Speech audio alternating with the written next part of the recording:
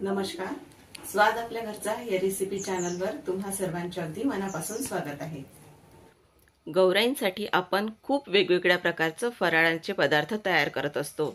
आज त्यातीलच एक पदार्थ आपण तयार करणार आहोत. अगदी हलवाई स्टाईल मसाला शेव घरी कशी तयार करायची आहेत ही डिटेल रेसिपी मी तुम्हाला आज देणार आहे. तरी व्हिडिओ शेवटपर्यंत बघा म्हणजे तुमच्या लक्षात येईल. तर आता आपण रेसिपीला सुरुवात करूया. इथे बघा घरूनचं जे डाळीचं दळून घेतलेलं चना डाळीचं पीठ आहे ते अर्धा किलो एवढं मी घेतलेलं आहे. म्हणजे तुम्हाला अर्ध्या किलोचा शेवाची मी रेसिपी देणार आहे. तर बेसन पीठ हे छान बारीक असावं, त्यामुळे शेव छान नरम असे येतात. आता साहित्यांमध्ये ओवा, चवीप्रमाणे मीठ आणि लाल तिखट घेतलेलं आहे. आता इथे तिखट आपण विकतचं वापरलेलं आहे रंगासाठी. इथे आपण तेल घेतलेलं आहे 125 ml. आपल्या अर्धा किलो बेसन पिठासाठी हे तेलाचं प्रमाण एकदम योग्य आहे. घरातील कुठलीही एक वाटी जी 125 ml ची असेल किंवा दुसरं कुठलंही भांडं त्या भांड्याने तेल मोजून घ्यायचं. घेतलेलं चणा डाळीचं पीठ एका मोठ्या भांड्यात काढून घेतलं. त्यामध्ये चवीप्रमाणे मीठ टाकून घेतलेलं आहे आणि लाल तिखटसुद्धा आपण इथेच टाकून घेणार आहोत. तर तिखट इथे आपण रंगासाठी विकतचं वापरलेलं आहे. पोहे खाण्याचे 3.5 चमचे एवढं मी तिखट यामध्ये घातलेलं आहे, त्यामुळे शेवाला छान रंग येतो. आता घेतलेला ओवा हातावर चोळून छान असा यामध्ये आपल्याला टाकायचा आहे. ओवा हा कच्चाच आहे. तर आता टाकलेलं पूर्ण साहित्य आपल्याला हाताने छान असं मिक्स करून घ्यायचं आहे, म्हणजे साहित्य सगळीकडे छान एकसारखं असं लागतं. त्यासाठी बघू शकता इथे हाताने मी पूर्ण हे मिक्स करून घेत आहे. आता आपण मध्यभागी असा एक खोलगट भाग करून घ्यायचा आहे. तर आता इथे आपण घेतलेलं तेल टाकून घेणार आहोत आणि तेल अजिबातही गरम करून घेतलेलं नाही, थंडच तेल मी इथे वापरत आहे. तर आपण तेल यामध्ये टाकायचं आहे आणि इथेच आपण पाणीसुद्धा टाकणार आहोत. तर पाणी इथे मला 250 ml एवढं पाणी लागलेलं आहे. तर आपण तेल आणि पाणी छान मिक्स करून घेतलेलं आहे आणि याने आपण हा पूर्ण बेसन पिठाचा गोळा तयार करणार आहोत. तर आता इथे बघू शकता मी मध्यभागी पूर्ण हे बेसन पीठ आहे ते या तेलात आणि पाण्यात मिक्स करत आहे.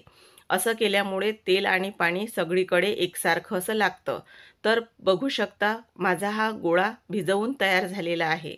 आपण भज्यांचं भिजवतो त्यापेक्षा थोडं घट्टसर असं आपल्याला हे भिजवायचं आहे, त्यापेक्षा पातळ नाही.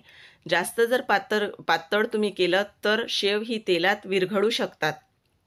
तर आता हे छान असं मिक्स करून झालेलं आहे. आता याला पाणी जर म्हणाल तर बघू शकता हा 1 ग्लास एवढं मला पाणी लागलेलं आहे. हा 250 ml चा ग्लास आहे. आता तेलसुद्धा आपलं छान कडकडीत गरम झालेलं आहे आणि आपण आज या अशा चाळणीने शेव तयार करणार आहोत. साच्याचा इथे अजिबातही वापर आपण करणार नाही आहोत. ही चाळणी अशी कढईवर आपल्याला ठेवून द्यायची आहे आणि यावर आपण तयार केलेला जो बेसन पिठाचा गोळा आहे तो ठेवायचा आहे आणि हाताच्या तळव्याने आपल्याला हे तयार मिश्रण असं पुढे ढकलायचं आहे. त्यामुळे शेव असे एकसारखे तयार होतात आणि लगेचच तेलात पडल्या जातात. आता सर्वात महत्त्वाची टिप्स, शेव टाकत असताना तेलाचं टेम्परेचरही सर्वात महत्त्वाचं असतं. तेल छान कडकडीत असं गरम असावं, त्यामुळे टाकलेले शेव फुलून वर येतात आणि शेव अजिबातही तेलकट होत नाहीत. ही एक महत्त्वाची टिप्स तुम्ही लक्षात ठेवायची. तर बघाल तुम्ही इथं किती छान हे शेव तेलामध्ये पडलेले आहेत आणि जेव्हा आपले शेव टाकल्यानंतर त्यावरील जे बुडबुडे असतात ते कमी झाले किंवा बंद झाले तेव्हा समजायचं आपले शेव आता तळून झालेले आहेत. तर बघू शकता इथे पूर्ण बुडबुडे माझे येणं वर बंद झालेले आहेत. ते शेव मी आता काढून घेणार आहे. जास्तही तुम्ही जर तळले तर शेव कडक होऊ शकतात किंवा त्यांचा रंग हा बदलू शकतो. आता इथे शेव मी टाकून घेणार आहे. आता ही एक दुसरी पद्धत आहे. हाताने तुम्हाला करायची भीती वाटत असल्यास किंवा हात पोळला तर अशा पद्धतीने तुम्ही प्लेटेने सुद्धा हे तयार मिश्रण पुढे सरकवू शकता. त्यामुळे सुद्धा तुमचे हे शेव लगेचच खाली पडले जातात तेलामध्ये. आता ही सुद्धा बॅच माझी छान अशी तळून झालेली आहे. बघू शकता आता यावर बुडबुडे आहेत, पण लगेचच यावरील बुडबुडे कमी व्हायला सुरुवात होते. तर तेव्हा आपले शेव आपल्याला काढून घ्यायचे आहेत आणि शेवांना रंगसुद्धा तुम्ही बघू शकता किती छान आलेला आहे. बऱ्याचदा शेवाला विकतच्या सारख्या शेवांसारखा रंग घरी येत नाही. तर अशा प्रकारे तुम्ही शेव नक्की करून बघा.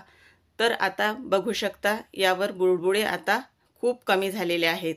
तर आता हे शेवसुद्धा आपण काढून घेणार आहोत. तर अशाच पद्धतीने तुम्हीसुद्धा नक्की गौराईसाठी अशी शेव तयार करून बघा. तर आता हे 1.5 किलोची शेव करायला मला 25 मिनिटे एवढा वेळ लागलेला आहे. तर हातावर सुद्धा मी तुम्हाला घेऊन दाखवलेले आहेत की अगदी कुरकुरीत असे शेव आपले तयार झालेले आहेत. तर बघू शकता इथे मी तुम्हाला जवळून सुद्धा दाखवत आहे. तर मंडळी, तुम्हाला हा व्हिडिओ कसा वाटला मला कमेंट करायला विसरू नका. आणि अजूनपर्यंत तुम्ही माझ्या चॅनलला सबस्क्राईब केलं नसेल तर सबस्क्राईब करायला देखील विसरू नका. तर पुन्हा आपण अशाच एका उपयुक्त रेसिपीसोबत भेटूया. तोपर्यंत धन्यवाद.